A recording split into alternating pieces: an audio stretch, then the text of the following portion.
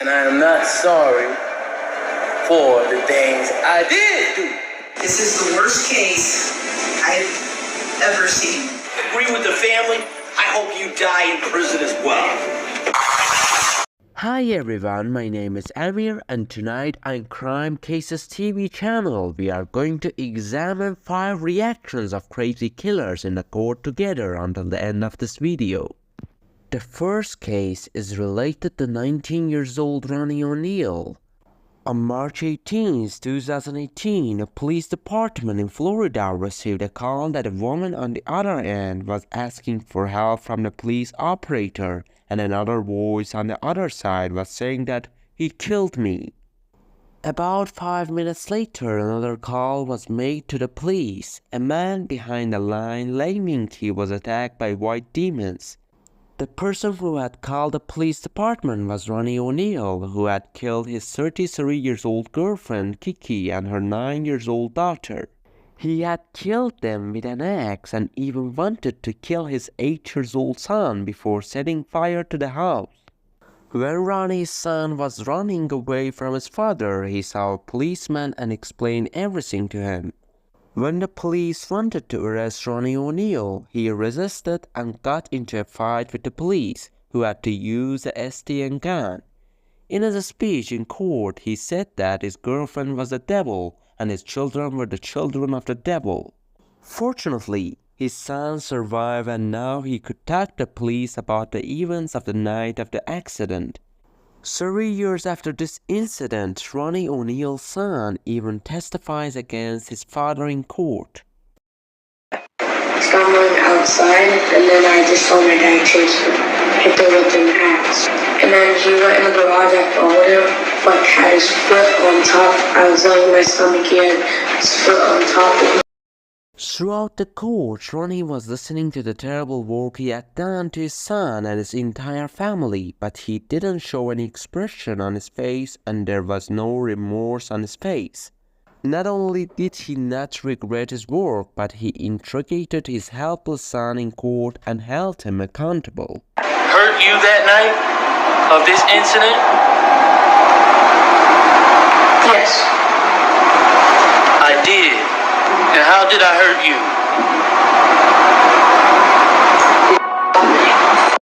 you? Ronnie and her son had not seen each other for about 3 years after that incident. Although this time was a lot of time for Ronnie to think about his behavior and actions, but after 3 years, there was no positive change in his behavior. Any questions? How you doing, Ronnie? Good. It's good to see you, man. Good to see you too. Did you see me shoot your mom? Ronnie says in the court that the entire testimony of his son was a lie and that the evidence presented by the prosecutor against him in the court was all fake. He claims that it was for self-defense that he killed them. Incredibly brave. He showed unbelievable composure in that remote location as he gave his testimony this morning. In the end, Ronnie was charged with 2 counts of first-degree murder, 2 counts of severe child abuse, and 1 count of attempted murder. Not sorry for something I didn't do, and I am not sorry for the things I did do. Finally, the judge sentenced him to 3 life sentences without the possibility of parole. This is the worst case I've ever seen as far as the facts go. The next accused is 31-year-old Kamya. She killed her 38-year-old boyfriend Marcel Hell on May 18, 2013. Apparently, they had problems in their relationship, and one day, Kamya lost control and the neighbors heard that she distributed the whole house. She had broken some household items and used them to kill his helpless boyfriend. Unfortunately, when the police and the emergency arrived, Marcel had died and his whole body and hands were covered in blood. No choice but to send her where she will also die. I can't believe she stands before you doing this way.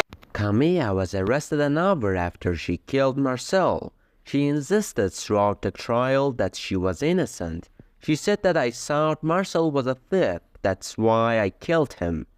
Kamya had used a knife, a frying pan, and a broken light bulb to kill Marcel.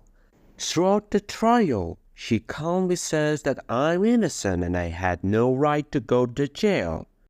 The way I was portrayed, mostly everything was lies. There was a little bit of truth, but mostly I was convicted off of lies. One of Marcel's relatives comes to stand to speak. To remember the cries of help that he screamed as you plunged that knife in and out of his body. After explaining why this is one of the worst cases of her life, the judge sentenced Kamya to life in prison without a possibility of parole. Unfortunately, she will never be released from prison. And you're gonna shut your mouth or I'm gonna have some duct tape put on it. You gutted him like a fish in that apartment too. You were relentless with the family. I hope you die in prison as well. You know, if this was a death penalty state, you'd be getting in shape. The next case is Jeremy Kristen. He boarded a train in May 2017 and killed 2 innocent people who would have killed many more if he hadn't been caught soon. The story is that Jeremy gets into a train and starts yelling at racist insults at 2 African American girls who were on the train.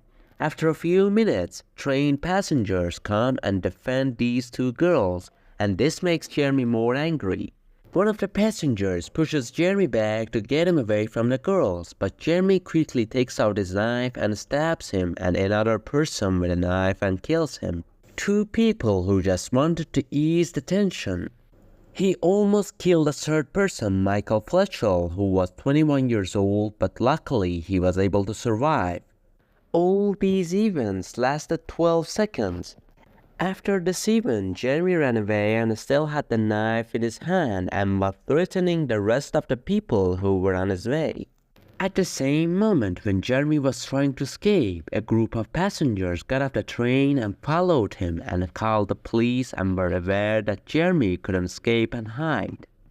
When the police were arresting Jeremy, he continued to play crazy and was proud of what he had done. In a criminal court, he was charged with 2 counts of first-degree murder and 1 count of attempted murder and several other charges. One of the teenagers who was insulted by Jeremy on the train on the day of the incident is present in the court and starts talking. See Jeremy's reaction to this issue.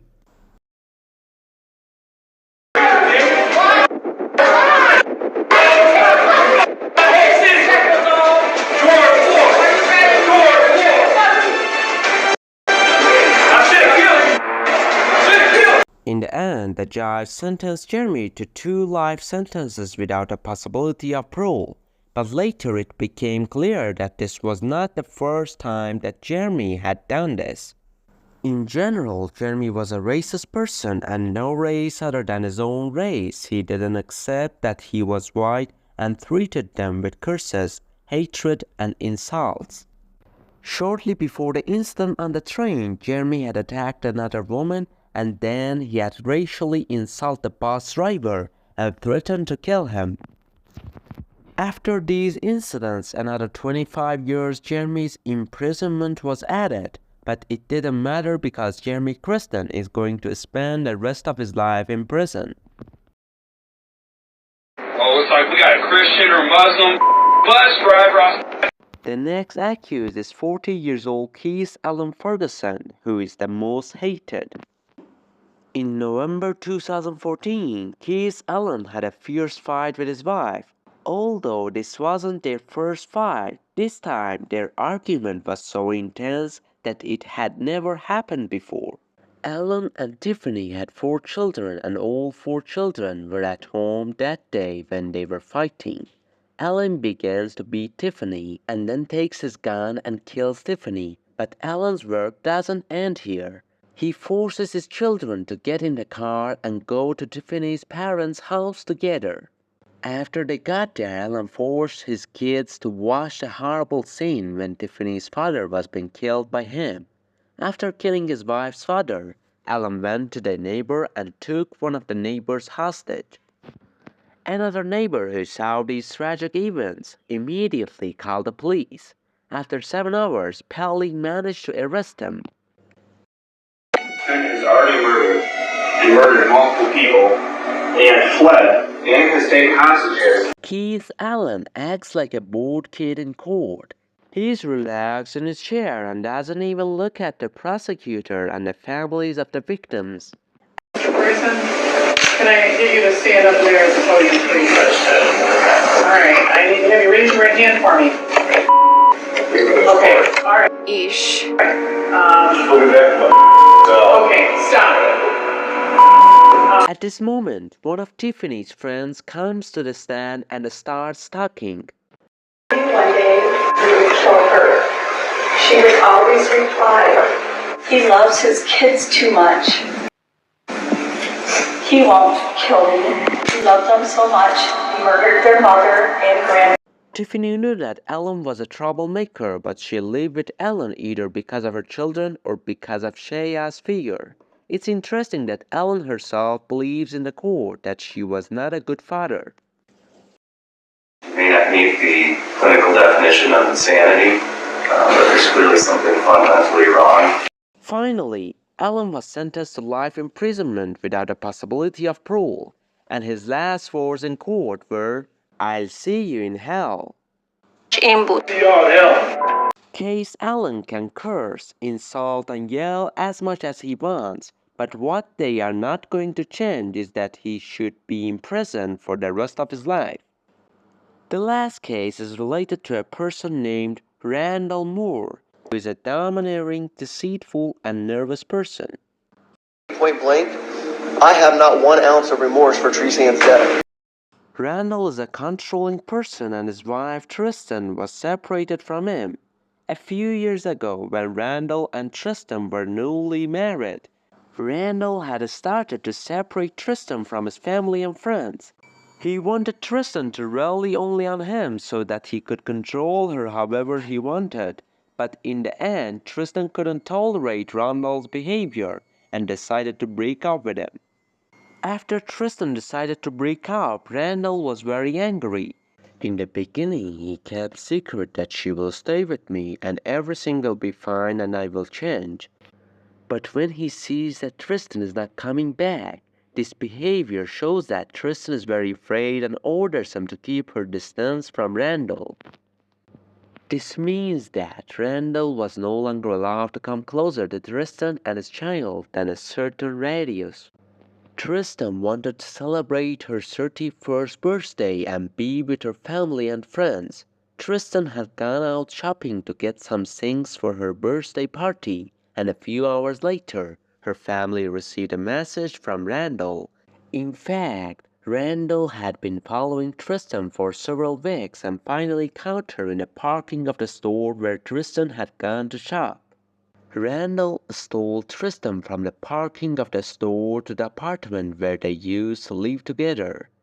When they arrived at the apartment after a few minutes, the neighbors heard noises and immediately called the police. After a few minutes, the police arrived there, but the police officer who went there had no idea that he was going to be a victim. Okay, 303 Adams been hit, officer down. Suspect's armed with 20 shells. Advises nobody come to the door. Later, Randall himself calls the police and says that I killed my wife. The police arrest Randall on the same day, and after that, the issue of his tribal becomes headline news. The police officer who was there during the fight between Randall and Tristan was shot in the hand by Randall. And after hand surgery, the officer goes to court to testify against Randall. We, the jury, find the defendant guilty of murder in the first degree. We, the jury, find the defendant guilty of kidnapping in the first degree, guilty of sexual abuse in the first degree. Did to my daughter, Treesan Marie Lynch, was evil, hateful, and despicable. You are now dead and rotting and repulsive to me. Read the journal she wrote. She hated you. Thank you, Judge. She hated you. Thank you. You're a loser. During the trial, Randall didn't show any reaction and didn't feel any remorse, but he claimed that he was in love with Tristan. I'll tell you point blank, I have not 1 ounce of remorse for Treesan's death. It could have all been prevented. All you had to do is let me see my kid. Now you're never going to see her again. It's really very annoying that a person does something wrong himself but blames the people around him. In court, the judge also had some words for Randall. Let's go and hear them. Somebody didn't know what a piece of work you were before you start talking. They know it now. The court doesn't allow me to punish you any more than I'm doing now. If I could.